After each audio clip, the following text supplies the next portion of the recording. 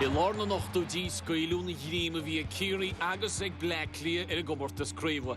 Honnig an bhí agus corcach an cíine na ní, agus bhí na caibhní tíatar thug géir, omaíoch, agus an amanaí conspóideach.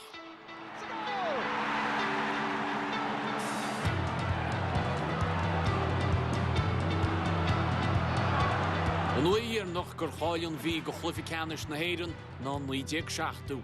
An bhliain dhearnach gur grúdara ná 1967 nuair a bhfuileidir Corca. Tar éis gorta fada pelle, i 1986 faoin na manisteoir Sean Boylan fuidir ar an lábhain uachtar ar na job sa gluificánis Hóige Lion.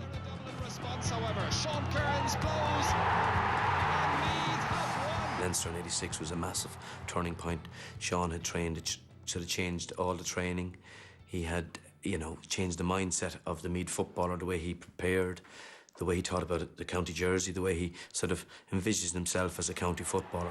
They bridge a 16-year gap. Laochra salach a bhí an in 1986 agus stahí nar a tatú I gera na jobs a chlí le hin chéadúir a fena blianta go dastíon lá mar sin agus sin mar a hála. So it's a team with Leinster, but no All-Ireland senior medals between them. Craobh Lion bóite ach champíní na héireann, Círi a gluifi leachánis na héireann, scéal eile liug. Mar amach sort cúpla duine de chostantóirí na mí búla naigi chéire I naichéirí sa chluithe leachánis nó deireadh le dear pawr cúla scóráil dá bhár, beidir gur scéal eile bheith chaun.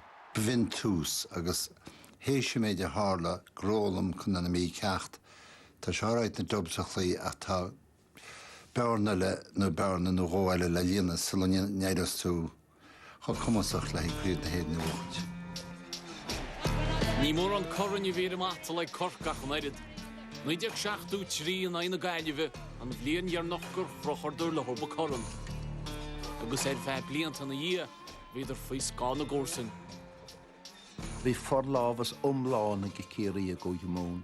De bhfuil Corcaigh in 83, an san deireadh le Círi creibh na mún de bhóchan 3 huair as a céil agus creibh na héir na chudla. So mar sin is beag troch de bhí ar Corcaigh, beidir le breis agus den líon I go Mún. Ach nuair a ceapú Billy Morgan mar bhainisteoir, an leach a dimar sa hól go Chorca 73, chuidiú an bhéim ar spricúáin, Círi a chlí I gréibh na mún. In the 80s, Cork had won 5 under-21 titles. They won a 6th in 1989. So obviously the raw material was there. Then Larry Tompkins and Shea Fahey joined us, who were huge pluses for us.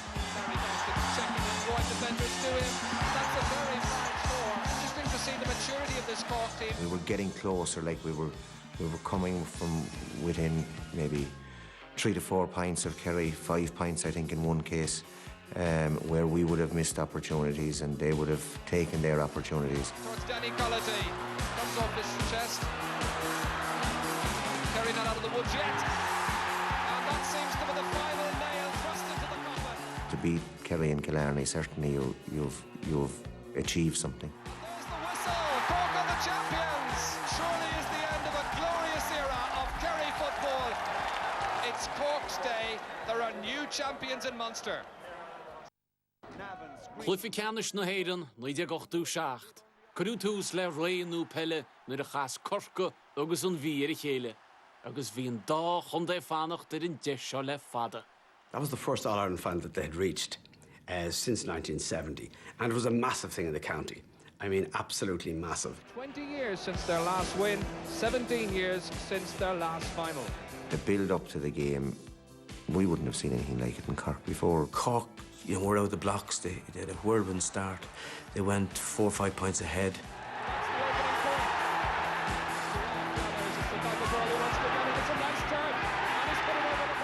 Our confidence wasn't weaned. I firmly believed, we were in brilliant mental state that day. O hef Corcaide, ní rah dóchindas na tosathe ná an scór na dáil. The stoilen go bhfuair Larry Tompkins 6 ar fad.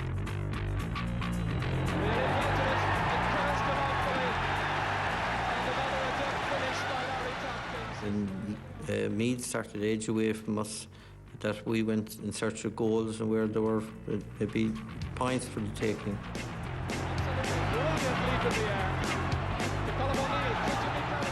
Jimmy Kerrigan went through and looked the goal all over.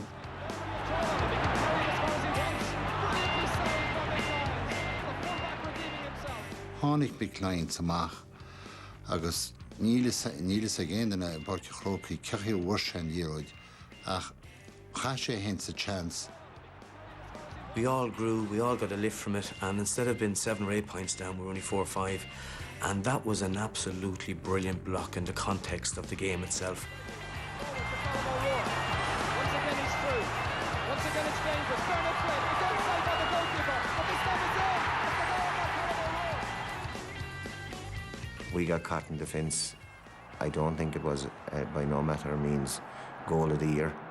But they managed to get it over the line and they count just the same, you know. You had a 6-point swing.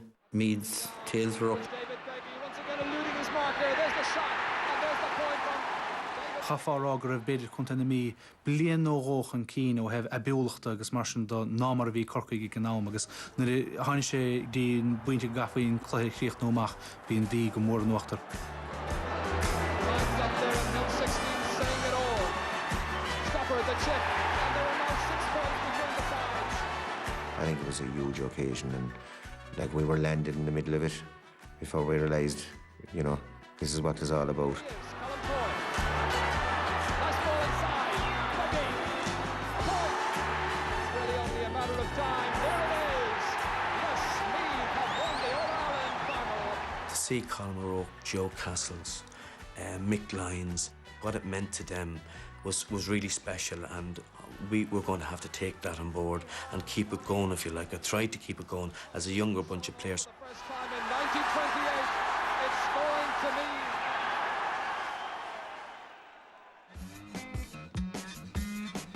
Agus a bhliaontar gíon buad a thugá ar a chéile ríist suchla ficanis. Bhí comórtas na sratha grúteig an bhí, agus bhí trúr déagán bhaide nach rú in 8 seach tacab. Ach bhí go leor fólam teag Cork an achar bliana.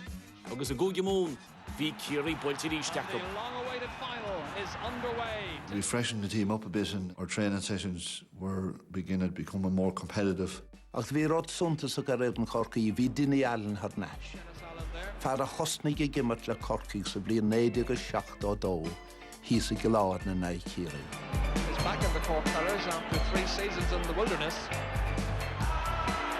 In his first All-Ireland Bhí final. Corcaigh bhd níos fearna. Fór Teddy McCarthy, fór sé cool go luas a bheith. Through the goalkeeper's legs, and Cork have gone into a 1-goal lead. Is bhíidir cúig chúlíní chun tosí go ar a bháin, agus gach cumar a gur a bíad a bhuatha chun fe. Cork making the much better start. Paul McGrath into Michael McCarthy on mark. Good forward play. I think we were taken by surprise.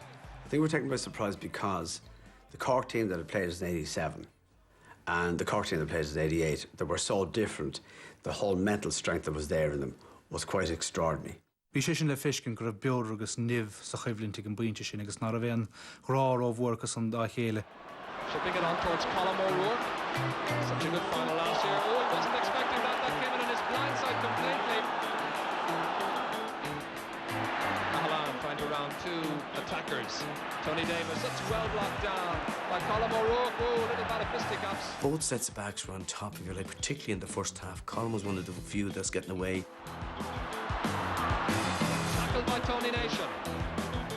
And Meath have taken the lead for the first time in the match.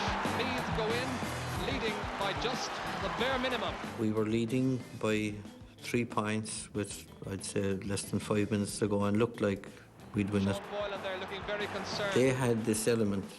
They believed they were better than anybody else. They mightn't have been, but it was very, very hard to knock that out of them. And it's just a 1-point game. Went down right to the very wire. They drew level, I think, with time almost up. And the sides are level. Cinn smúbhí agam ar an lá dar iad píide gur ceapna go bhfuir Corca mé héin kicsaí réasúnta éasca gar gan deide. What we thought was the last kick of the game. I remember Dave Barry saying to me, he just shoved the ball into me and he said, you know, for God's sake, put this ball over the bar. But this is the most vital kick he's ever taken. I remember the Cork crowd, most of them were in the Hill 16. I was never more confident in my life that I was going to put that ball over the bar. He's just blessed himself. Will the gods smile favourably upon his pleas? It's on its way. Corker in front. Tompkins has done it. Now is there a Meath comeback with 25 seconds to go. The referee, unfortunately, let the game continue. With 25 seconds to go. What a gripping final it's been. This is O'Connell. Can they get on level terms? Cork must not foul. Meath must get a point. It's a free in. The last point, the free that David Biggie got, I mean, to my dying day, I will dispute that it was a free. Stafford will kick, but this is immense pressure.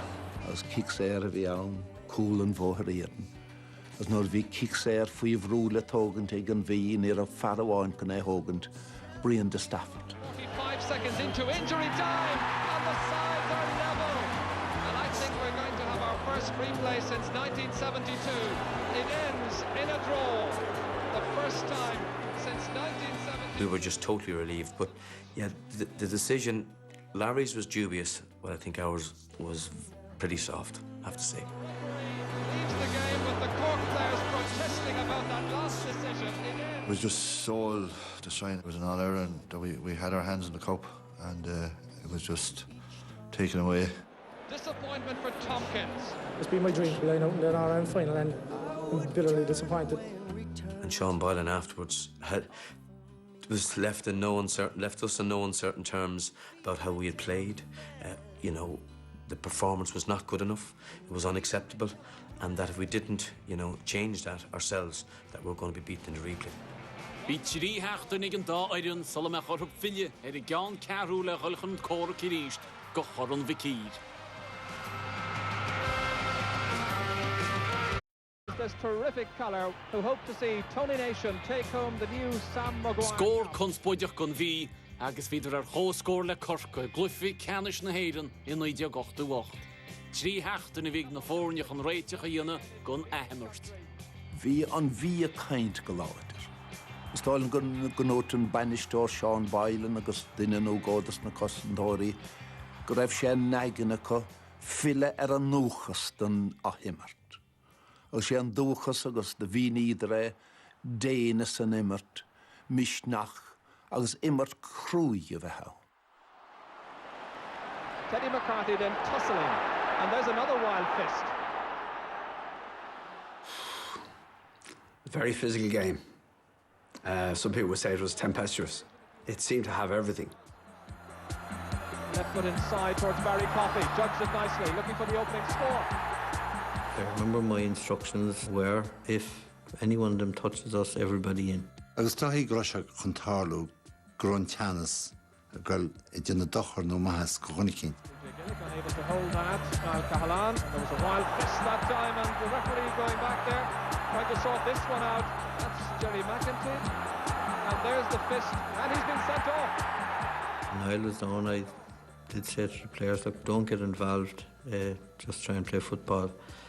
And I think there were the wrong instructions to give. Meath playing well, despite being down to 14 men. Bhíon rud a chunta na mí gcónaí go mraitheadar go raibh an dán agus a bháthair agus an réitóir chomh maith na gcuine. Nuair is mó bhíon crúir a darna, vísa go caiin is mó a chaidí slú amach ra héin. And over it sails, and Meath are in front. Cork looking a little bit in disarray. Now Cahalan takes the free. Just nodded to PJ Gaelic. He just looked at me. In other words, go out to the middle. And Rourke looked at me. And I just did that again. And Rourke came out. There was a side of Colin O'Rourke that came out that day that people never saw before. It was like a controlled fury that was in the man. Looking it towards David Beggy. This is a good build-up. Cork have been tending to drift in towards the man on the ball, leaving a loose player. And that's Colin O'Rourke who gets his first score of the afternoon. That will have pleased the Meath manager Sean Boylan no end. As the referee whistles for half-time, it hasn't been a particularly free-flowing first half. A number of our frees that we would have missed were in the second half when we were playing into the breeze. The final 3 minutes, you were there, or thereabouts. In towards Paul McGrath. And 'twas still to get the ball over the gain line. And, you know, And we failed miserably to achieve that. Driven ambitiously, very ambitiously, and very wide. And there's the bare minimum between them. Towards David Beggy, breaks for Colm O'Rourke. Beggy moves out of his way and O'Rourke tips it over for his third point. What a strange game this has been in so many ways. Cork with so much possession, but Meath with so much class and so much organisation. The referee is calling for the ball and it's all over. A moment when Meath won their first ever 2-in-a-row victory. There are some tears out there. Och geen áit gon na Meath agus tá cainte cean an chunda hí gachtain is sásta gur be Joe a bhíon deise go Sam Óg don Sam Nú a thuirteáile gon chéadhfuir go chunda na Meath.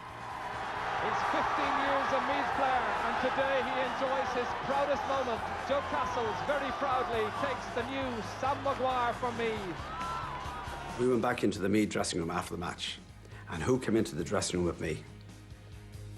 I went down to the very back of the dressing room and went over and he threw his arms around Jerry McEntee. It was Niall Cahalane. This was the man that Jerry had hit, all right? And that showed you the calibre of the man that you were playing against. Ach Lord ar Gien, ag an lón speisialta gon dá éireann na imríonn sa chluifi Canis, cháin uchtran, chomulúch les Gael, John Dowling, chudig an immert charab a bhí sa chluifi, rud a churisteach imríorí na Meath. As fiú an níos déana sa blian ar a bhí na buine I léir ná mrón agus de an áis íthe úntach sclépe bhí an ann.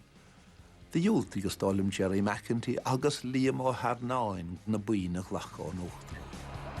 An bblion ar Gien, 1989, héis gur cháilead ar chluifi Canis na héireann rá bblion as a chéile, deidir le Corca, Ciarí a chléirís de chluifi Canis na Mún, an tríú blion as a chéile, agus bhailir ar mayo de chluifi Canis na héireann. Football champions! This present team knows how Moses felt when he wandered in the desert looking for his promised land. Sean Tracy coming up from his full-back position, but it's set up a chance to go! 19 agus buad Corca agus an bhí a cháile gon chluifi Canis pelle I ríist, ach bhí Corca ceiliúr a hanahéin, mar jálaid na homóniche.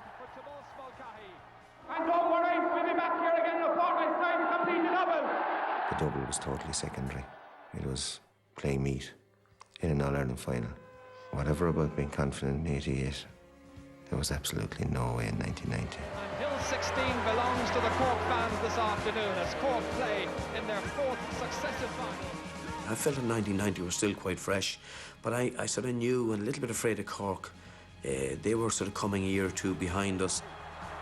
Going for a score himself, and he's put it over the bar. The first point has come after a minute and 20 seconds. Ryan's is going to have quite a duel, I think, with Colm O'Neill this afternoon. Good relief by Colin Brady. Inside towards Colm O'Neill, and once again there's a foul. A foul by Mick Lyons. Eddie Ferguson trying to stick to his task. There was a push, however, and pick up off the ground by Colm O'Neill. Oh dear. Oh, that's rather senseless by Colm O'Neill. Just a rush of blood to the head, I'm afraid. I was convinced before the game we'd win. But when Colm had hauled off on Mick, I said we're definitely going to win. Ní raibh sé déanana na rite dochar ar Mick Lyons. An sin ar a cruú Colm Gó ní raibh sé an bhreana sé dúine ná raibh sé an cinnte cédan dhéanaí le Mick Lyons. Cork are down to 14 minutes. There's a point between the teams at half-time. The Meath fans a lot more hopeful. There was a fierce determination in the dressing room at half-time that no matter what, we weren't going to be beaten. Into the arms of a Cork man again. This time it's Shea Fahy. Defiantly driven it back in and he's put it over the bar. Shea Fahy, outstanding so far. Into Dave Barry. Paul McGrath offers a bit of variation. Hit with unflagging power and accuracy by Paul McGrath, and Cork has opened up a 3-point gap. An cynne smooth taig muint na mí ná an láh an uachtar ar fad a bhí Shea Fahy agus Danny Cullerty a lá na parke. There's a long way to go. And what's a very dark afternoon really here in Croke Park. The picture you're seeing is a good deal brighter, and it's looking particularly bright for Cork right now. Larry did his knee halfway through the second half, and I mean, it was crucial. Larry Tompkins against Martin O'Connell. Strong challenge. But we got a free. Tompkins to extend Cork's lead if he can. He's done just that. There are 4 points between the teams. And he took it and put it over. And how he did it, I don't know.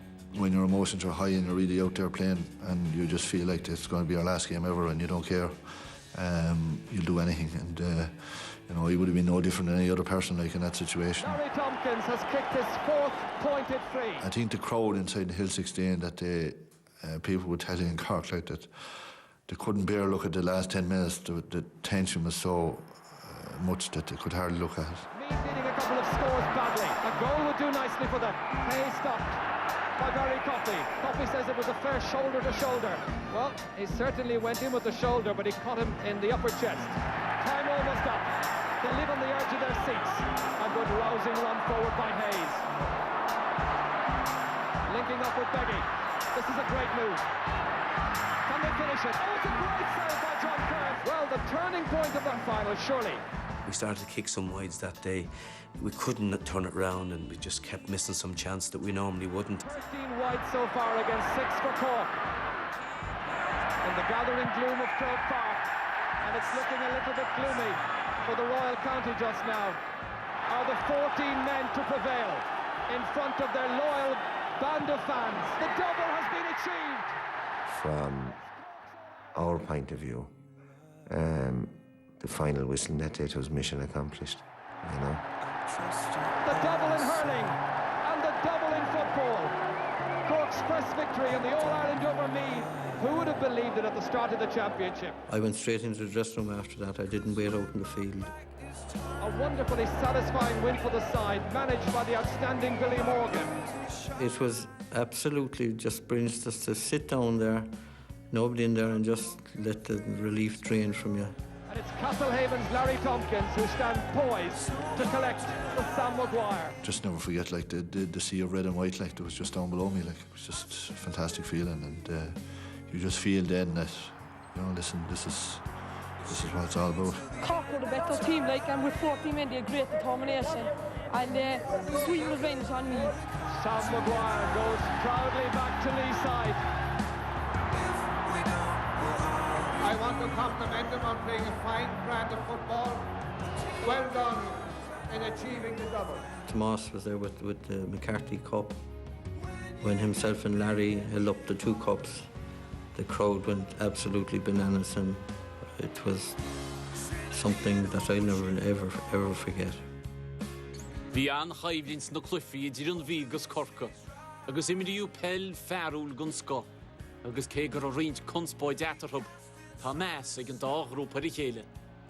Everyone says probably a defining moment was when Lord Mercer, when John Kearns died, that, you know, in fairness, a number of the Meath players, they came to that funeral and there was a lot of ice broken, and certainly it was very well respected by everyone in Cork. Poor Mike McCarthy as well.